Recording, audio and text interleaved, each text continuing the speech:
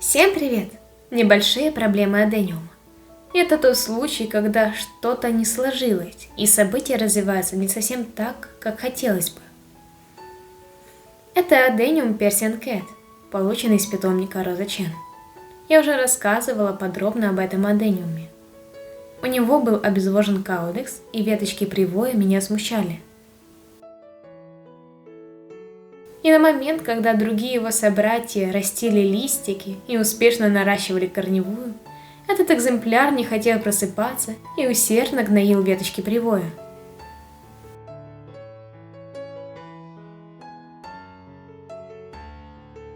Бывают сорта адениумов, которые сложно прививаются, или очень слабенькие привои, или неподходящие для адениумов условия содержания. И еще масса других причин, которые могут влиять на жизнь адениумов. Условия содержания у всех моих адениумов одинаковые. Стоят на стеллажах, на теплых ковриках, полив 1 раз в 3 дня, подсветка 12 часов в сутки. Сорт Persian Cat не капризный, и можно предположить, что адениум находится в таком состоянии по стечению сразу нескольких причин. Изначально адениум был не в лучшем состоянии. Мягкий каудекс – это проблема. Нарушено сокодвижение, растение в стрессовом состоянии.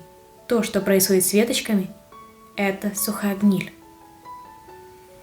При посадке одна веточка была обрезана, но гниль начала прогрессировать по второй ветке и стремительно опускаться ниже. Если оставить ветку в таком состоянии, то очень быстро высохнет весь привой и прививка погибнет. И более того, будет заражен каудекс. Поэтому сухую гниль необходимо удалить, чтобы избежать риска потерять растение. Для сравнения, состояние 2 одновременно посаженных адениумов. Адениум проснулся и наращивает новые ветки. И внешний вид Persian Cat говорит сам за себя. Я удалила пораженную часть ветки до чистой ткани. Она была внутри черная и сухая. На веточках привоя еще остались точки роста.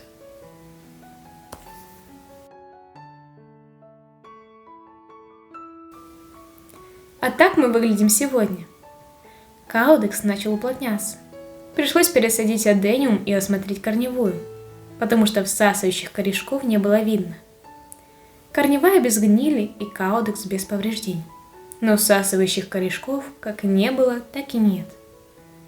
Я пересадила адениум в маленький прозрачный стаканчик, чтобы корневая хорошо просматривалась. Низ стаканчика всегда влажный. Я использую для него нижний полив. На веточках сухая гниль остановилась. Видна четкая граница. И проснулись по 2 почки.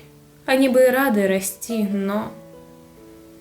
Из-за отсутствия всасывающих корешков и недостатка питания, новые ветки замерли и пребывают в таком состоянии уже длительный период. Просто застыли и сидят на одном месте.